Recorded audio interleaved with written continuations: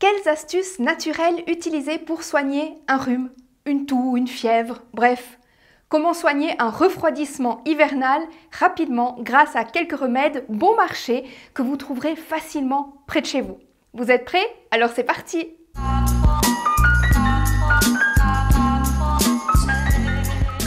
Aujourd'hui, je vous partage mon protocole personnel anti-refroidissement. Comment se fait-il que j'y ai pensé? Est-ce que c'est parce que c'est l'hiver? Non, en fait, tout simplement parce que j'ai été malade. Et c'est un événement si exceptionnel qu'il fallait que j'en fasse une vidéo. C'est pour vous dire si ça m'arrive souvent, en fait. Alors malade, on s'entend, hein. J'ai été bien ralentie pendant 2 jours, avec des frissons, mais pas vraiment de fièvre, malgré quelques bonnes transpirées pendant la nuit. Ensuite, j'étais encore bien prise au niveau de la sphère ORL pendant 3-4 jours. C'est pas non plus 2 semaines au lit, hein. Mais ça m'a quand même empêché de fonctionner normalement dans ma vie quotidienne, surtout que j'ai pas l'habitude d'être malade. Et j'ai dû ressortir toutes mes petites astuces naturelles.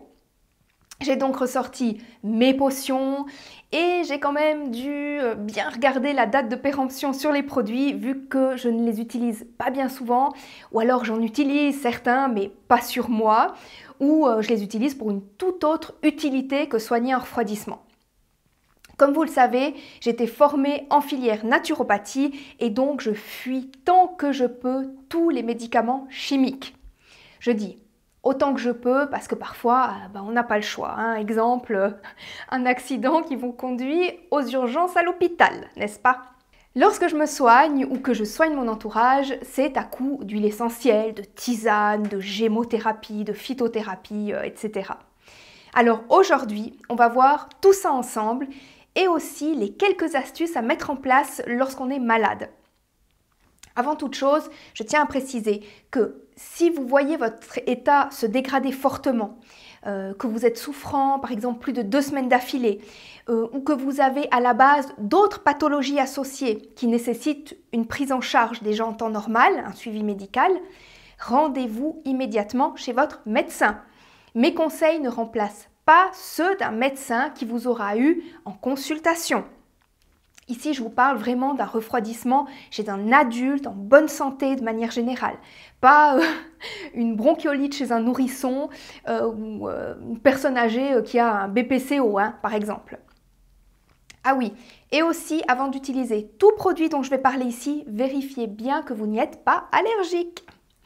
Bon, là, je crois qu'on peut commencer. Je vais donc vous présenter plusieurs produits pour lesquels je ne suis en aucun cas sponsorisée, hein, je tiens à le préciser. Il en existe d'autres évidemment, mais ce sont ceux que j'utilise le plus souvent, tout simplement parce qu'ils sont peu chers et qu'ils fonctionnent très bien. Le premier produit, c'est celui-ci. C'est un petit coffret de 5 huiles essentielles spéciales hiver. Comme ça, vous avez tout à portée de main. On y trouve de l'huile d'eucalyptus radié, de ravinsara, de niaouli, de titri et de menthe poivrée. Le coffret coûte moins de 14 €, ce qui vous revient à, il me semble que j'avais calculé, moins de 2,80 € par flacon. Et autant vous dire qu'il va vous durer un bon moment. Alors, comment je les utilise? Ce que je fais le plus souvent, c'est-à-dire 3 fois par jour, c'est des inhalations avec un petit appareil qui se présente comme ceci. Celui-ci doit avoir 20 ans en tout cas. En tout cas, il est très vieux. Hein. C'est pour vous dire que vous investissez une fois et qu'ensuite, il vous sert toute une vie. Hein. Il coûte 3 francs 6 sous. Je crois que celui-ci coûte 9 francs en Suisse, il me semble, ce qui représente, 9 €. Mais je suis sûre qu'en France, il coûte encore moins cher. Bref, donc 3 fois par jour, vous faites bouillir de l'eau que vous versez dans ce petit appareil. Vous y ajoutez une goutte d'huile essentielle de titri pour le côté assainissant à large spectre et une goutte d'huile essentielle de ravinsara pour dégager les voies respiratoires, lutter contre la fatigue, favoriser une bonne immunité et purifier. Et vous inhalez pendant environ 10 minutes. La vapeur d'eau inhalée à travers le nez et la bouche contribue, rien que par sa chaleur, à soulager une toux aiguë ou chronique ou un rhume. Et en plus, l'humidification de la muqueuse du nez, du pharynx et des bronches permet de liquéfier le mucus. Les inhalations sont pour moi le remède numéro 1 en cas de refroidissement. car elles vont traiter toute la sphère ORL. Vous pouvez évidemment utiliser d'autres huiles essentielles contenues dans ce petit coffret. Vous verrez que si vous l'achetez, il y a une notice d'utilisation pour faire vos mélanges selon vos besoins. Vous pouvez aussi utiliser les huiles essentielles de différentes autres façons. Par exemple, une goutte d'huile essentielle de tea tree, on va dire, sous chaque pied le soir avant d'aller au lit. Vous pouvez faire des bains chauds et ajouter quelques gouttes d'huile essentielle, par exemple d'eucalyptus, pour dégager le nez, et de tea tree, encore une fois, pour son aspect anti-infectieux, antifongique et antibactérien. Vous pouvez également diffuser les huiles essentielles dans un diffuseur pour assainir l'air, ou encore les ajouter à une petite cuillère à café d'huile neutre et vous frictionner le thorax. Bref, il y a plein de moyens de bénéficier des bienfaits de ces huiles essentielles. Deuxième indispensable que je couple avec les huiles essentielles, ce sont les tisanes. Je bois très peu de tisanes de manière générale. Par contre, si je suis malade, c'est un de mes remèdes préférés. Je vous l'expliquais également dans la vidéo sur les remèdes pour soigner la cystite, les infections urinaires de manière naturelle. Je vous remets la vidéo dans le petit, ici au-dessus, et en description si ça vous intéresse. Et là, vous avez le choix avec les tisanes. Le plus facile, c'est de vous diriger vers des mélanges tout prêts, en vrac ou en sachet. Là, ce sont des sachets par exemple. Elles ont une action expectorante pour liquéfier le mucus, elles dégagent les voies respiratoires, grâce souvent à la menthe qu'elles contiennent et aux autres herbes.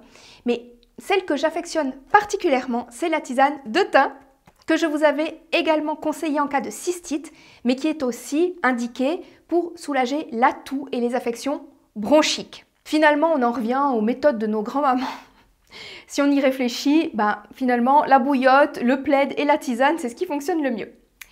Le dernier remède que je vais vous présenter, c'est le pépé pour extrait de pépins de pamplemousse. C'est un remède un peu plus costaud, il coûte aussi un petit peu plus cher et il est assimilé à un antibiotique naturel pour ses propriétés antimicrobiennes et antioxydantes. Il va également renforcer vos défenses immunitaires, stimuler votre immunité. Il est notamment riche en vitamine C. Et pour la posologie, c'est selon la concentration du produit. Celui-ci est très concentré, mais vous en avez qui sont moins concentrés. Comptez une vingtaine de gouttes dans un verre d'eau 2 fois par jour. Lisez bien la notice avant l'utilisation. Pour en revenir à la vitamine C, elle est très intéressante en cas de refroidissement. D'ailleurs, les études démontrent qu'elle réduit la durée d'un refroidissement de 10% chez les adultes et de 15% chez les enfants. C'est toujours ça de prix.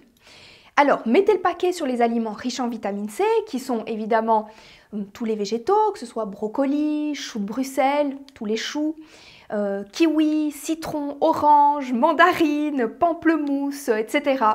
Finalement, tout ce qui est de saison en ce moment, vous avez le choix. Passons maintenant aux conseils d'ordre général lorsqu'on souffre d'un refroidissement. La première chose et la plus importante, c'est le repos.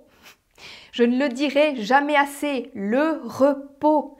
Votre corps est en train de lutter pour se guérir, pour repousser l'envahisseur et donc il est épuisé. Vous devez l'aider à se régénérer en dormant le plus possible, en restant tranquille, au chaud. Je sais que ce n'est pas toujours possible, mais votre lit et votre bouillotte sont vos meilleurs alliés pour guérir. Vous pouvez l'aider avec toutes les potions du monde, Vous pouvez faire tout ce que vous voulez, tous les conseils que j'ai mis dans cette vidéo, mais votre corps sait très bien comment faire pour guérir par lui-même. Si vous lui en laissez la possibilité, en vous reposant, évidemment. Deuxième chose, beaucoup de personnes vont vouloir stopper les symptômes et couper la fièvre, parce que c'est embêtant, la fièvre et les symptômes. C'est d'ailleurs le but qu'ont ces médicaments, ceux, vous savez, qu'on dissout dans de l'eau chaude et qui vont faire taire tous les symptômes de la maladie, du refroidissement. Mais c'est un problème. Et je vais vous expliquer pourquoi c'est un problème.